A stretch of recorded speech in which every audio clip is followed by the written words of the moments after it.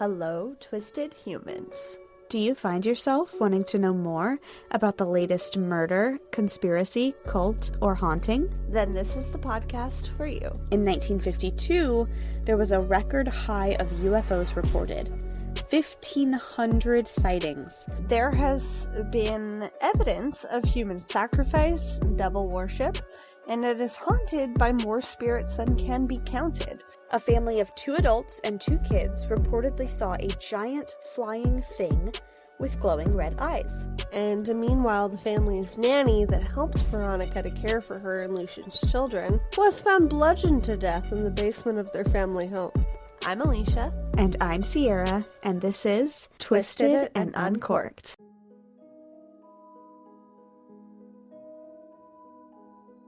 Hello and welcome to ReverieTrueCrime.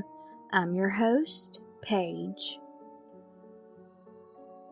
Centuries of references in religion, society, pop culture, and more have defined our views and feelings about witches and witchcraft. From the line, "Are you a good witch or a bad witch?" to "The Witch is Back," from the new sequel of Hocus Pocus. We have been inundated with all types of representations of witches and the practice of witchcraft, and a good majority of them are not researched, nor are they positive representations. This world fears the unknown. If it's not in front of us, it's not there. If it's not something we understand, it's disliked, scorned. Witchcraft can be found on every continent, with each group of people, each culture, expressing it a little differently. In Southeast Asia, it is not uncommon for people to believe in magic that heals. However, it is the uses and intentions of black magic that are dastardly and attract individuals who desire to be more powerful, successful, wealthy, and elite. This is the story of a politician who was slain by a pop star turned black magic witch. Before we begin, I do want to apologize in advance for any mispronunciations of names and locations. Let's get started. Nurmazna Ismail was born on January 1st, 1956 in Kangar Perlis, Malaysia. When it comes to her childhood, all that's really known is that she performed water ballet dancing. She wanted the life of glamour, fame, and wealth from a young age, and would never stop trying to achieve those dreams. Mazna was, for a short time, a pop star in the 1980s, going by her stage name, Mona Fandey. However, her pop stardom dreams never completely took off, and she wasn't very successful for long. She did release one album compiled of 9 songs. She funded this album, named Diana One, herself. Mona was on television shows on a handful of occasions, but her time in the limelight as a pop singer fizzled out fairly quickly. Her only song that was semi-popular was called Ku Nayaniakan Lagu Ini, and you can actually still listen to her song on almost any music platform today. There are also clips of her television appearances on YouTube. Reports said that Mona and her husband, Mohammed Afandi Abdul Rahman, bought a private island measuring 4,800 hectares, the largest resort in the region. Mona reportedly bought oaks near Palau, Langkawi Island, Phuket, and Pattaya, with the price of 5.8 million ringgits in 1990. One thing she loved was buying fancy cars. She and Mohammed had somewhere between 3 to 7 5 Series BMWs, a Honda Prelude, a Jaguar, Trooper, and a Mercedes-Benz. The Mercedes-Benz was the last car she bought, and we'll get into how she was able to obtain that specific car later. After Mona departed from the music scene, she went into a whole new direction. She began learning about witchcraft, black magic, and was eventually known as a shaman. Mona focused her sights on the wealthy. She targeted them as her primary clientele. The politicians who were customers were said to have been given many different charms and talismans from the wannabe pop singer turned so-called shaman. Through her young life, she had 2 failed marriages. She also had 1 daughter and 2 stepsons with her last husband. In the early 90s, Mona and her 3rd husband, 44-year-old Mohammed Afandi Abdul Rahman, were business partners who hired a 31-year-old assistant, Uraimi Hassan. The rumors were that Mona could either curse you or heal you, and sometimes she may curse the ones she told she was healing.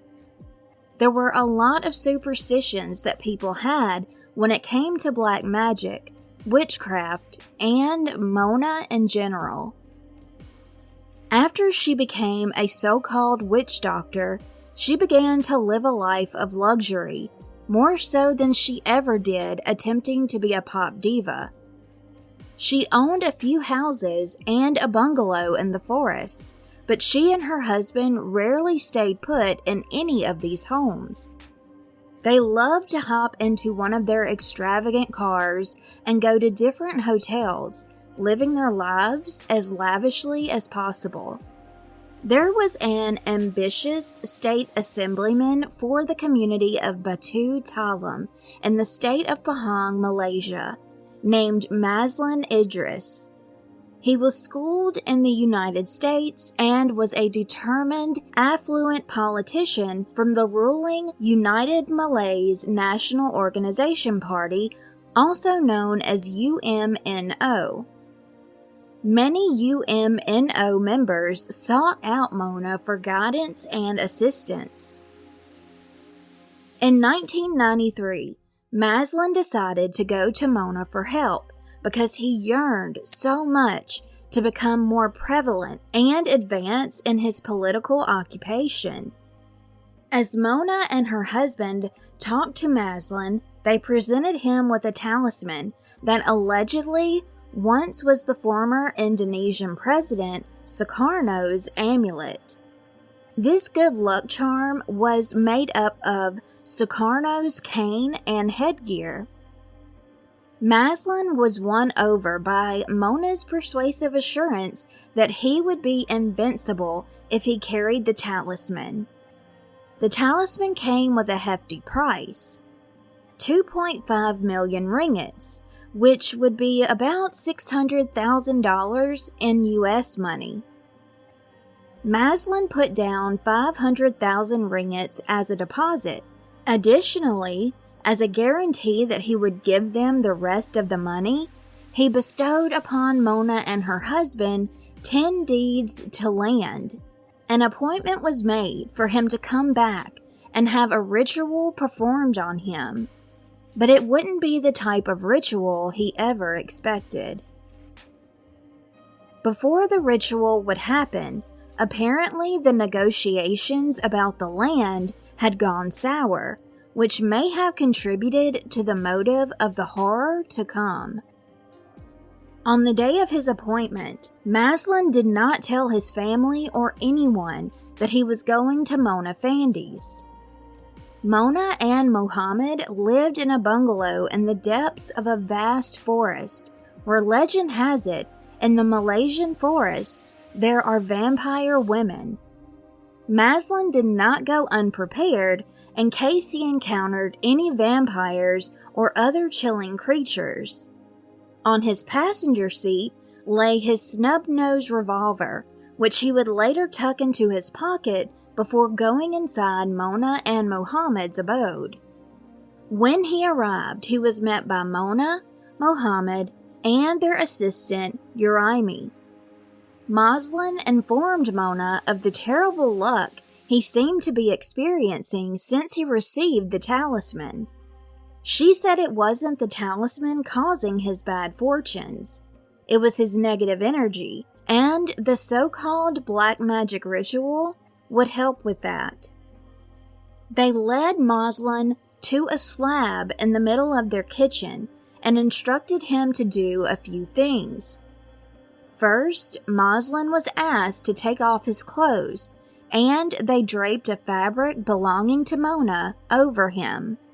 Mona traipsed off to the bathroom while Mohammed went to get a few pillows and a blanket to lay on the platform.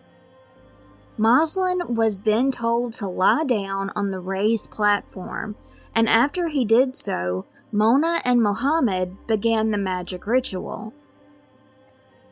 Mona stood behind Mazlan's head, sprinkling his forehead and face with flowers and flower petals, telling him in a monotone, calm voice that he would receive success and wealth. Mazlan began to get extremely relaxed. Mohammed switched off the lights, lit a candle, and blindfolded their victim. Allegedly, Mohammed whispered to Uraimi a few instructions and told Uraimi to keep his eyes on him, to look for Mohammed's hand signals.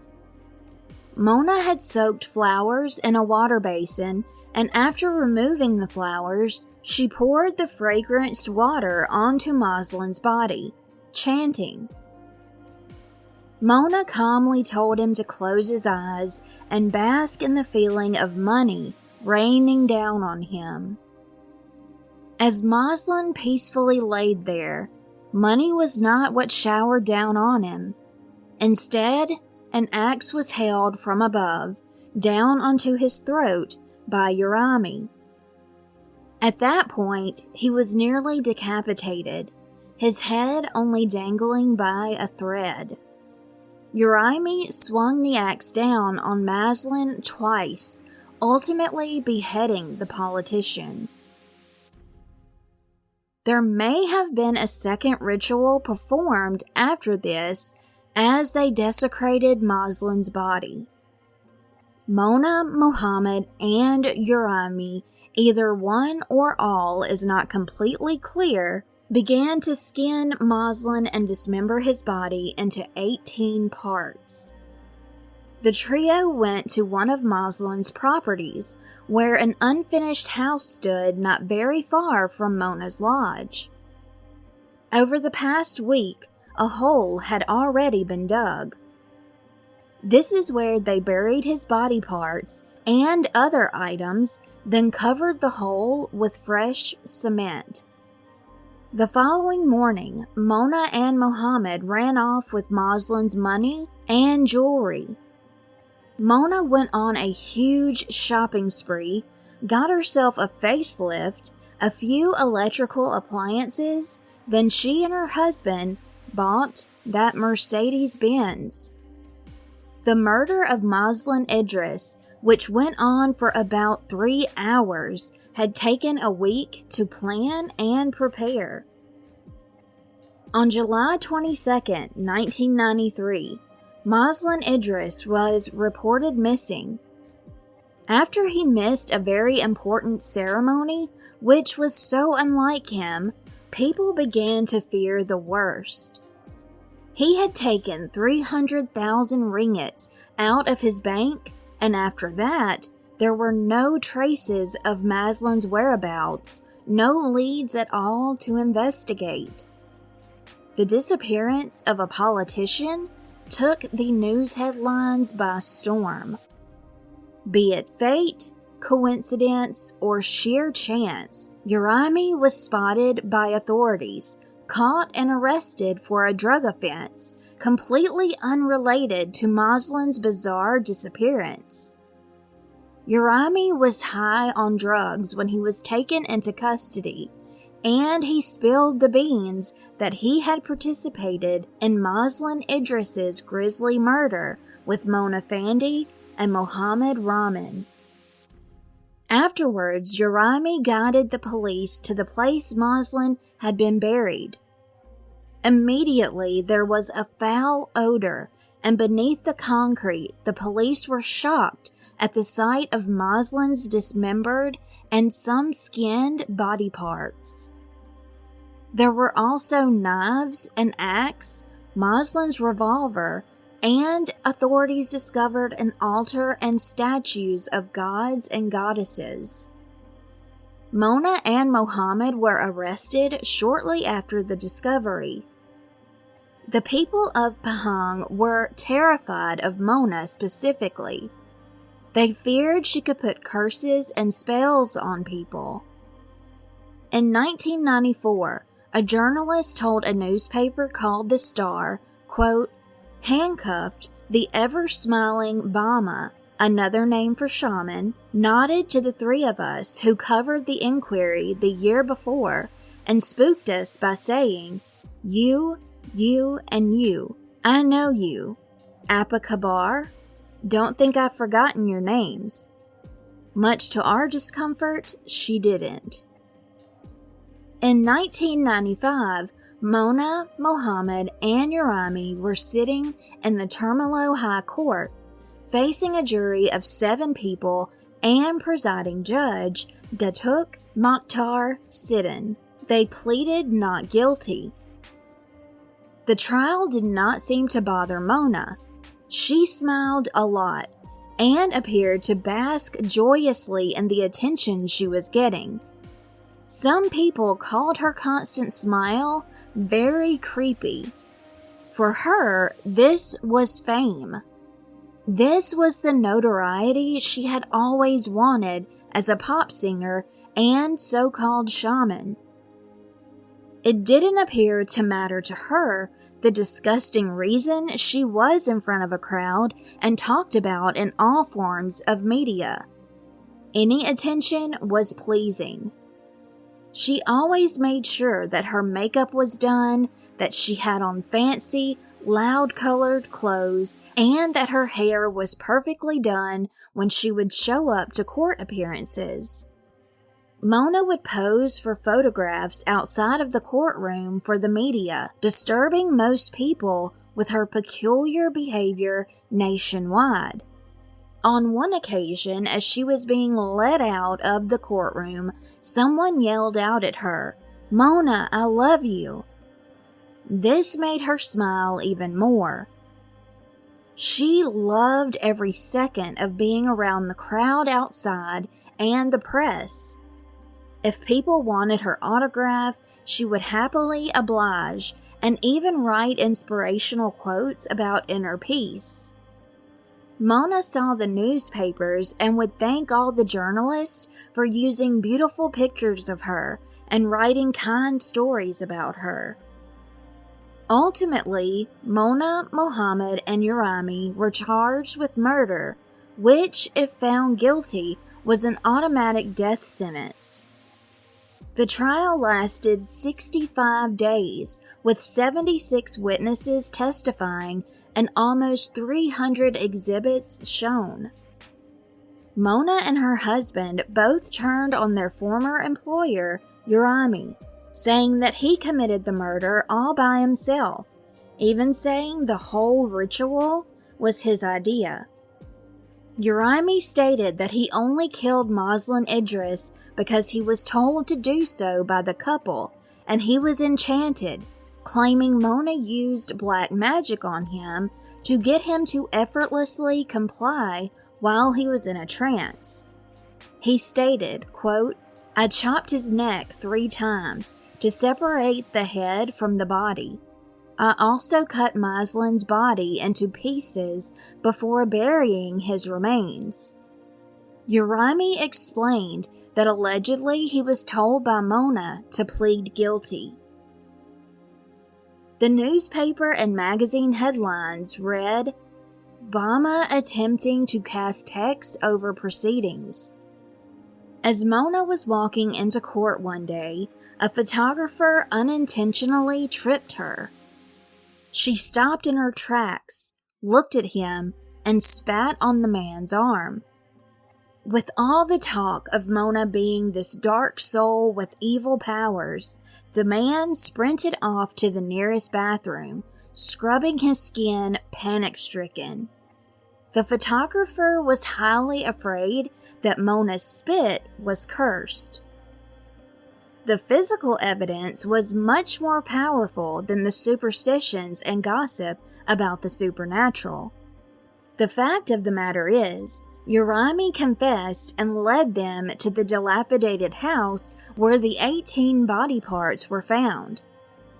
When the trial came to an end, less than 70 minutes after the jury deliberated, they unanimously found all 3 guilty of Mazlan's murder, and they were sentenced to be hanged.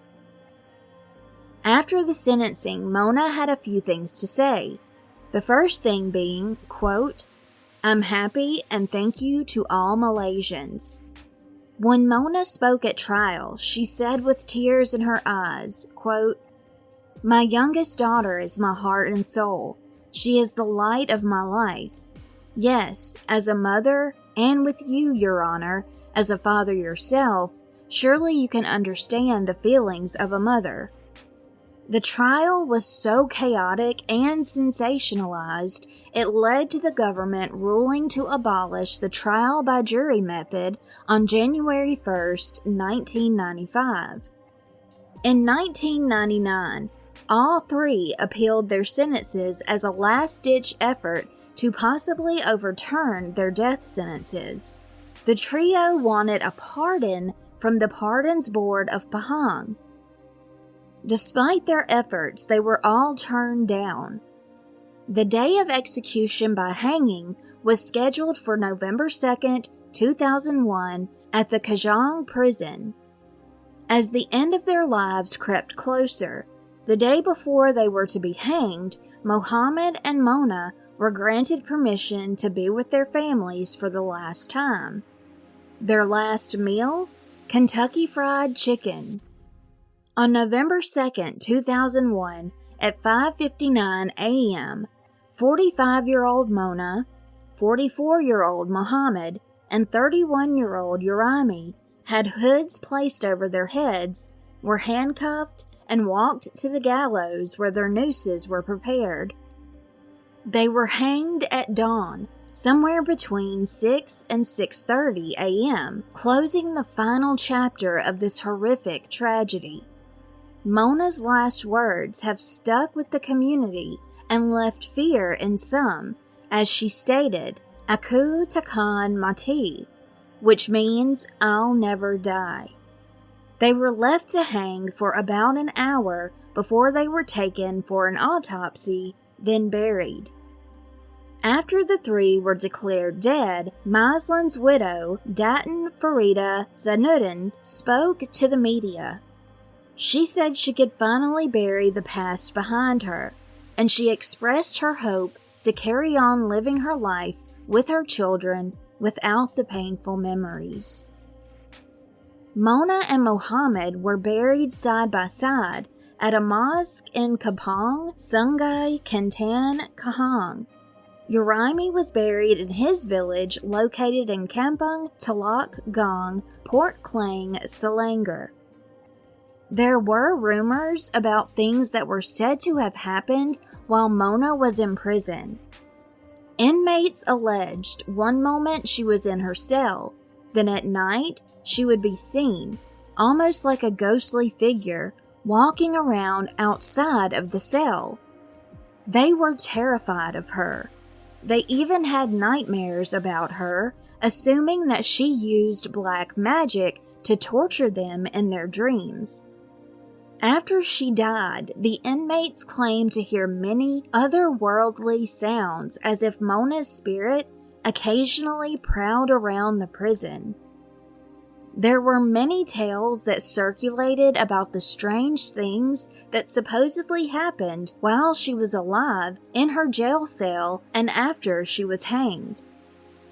Mona's 2 mansions were abandoned, one in Section 12, Shah Alam, and the other in Rob Pahang. They are still there today. The mansions attract paranormal investigators and anyone seeking the rush of possibly feeling scared. There have been reports of very strange noises and happenings inside of these mansions.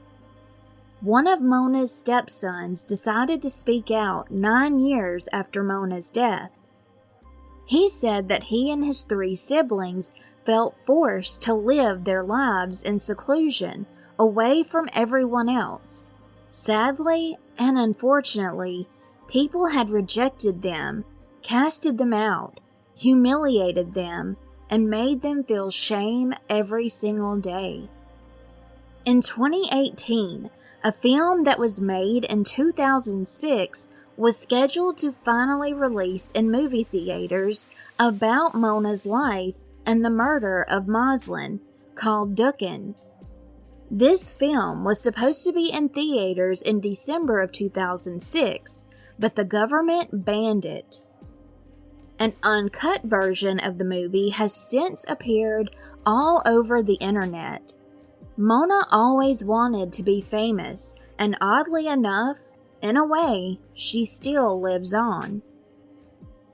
And that concludes today's episode. I want to give a quick thank you to everyone at patreon.com/ReverieTrueCrime. Your Patreon support means the world. Thank you so much, Lorraine, Chelsea, Matt, Jade, Badcast Company, TZ, Angel, Justin, Dooley, Rob, Stephanie, Steve, and Rachel. Until next time, stay safe and take care.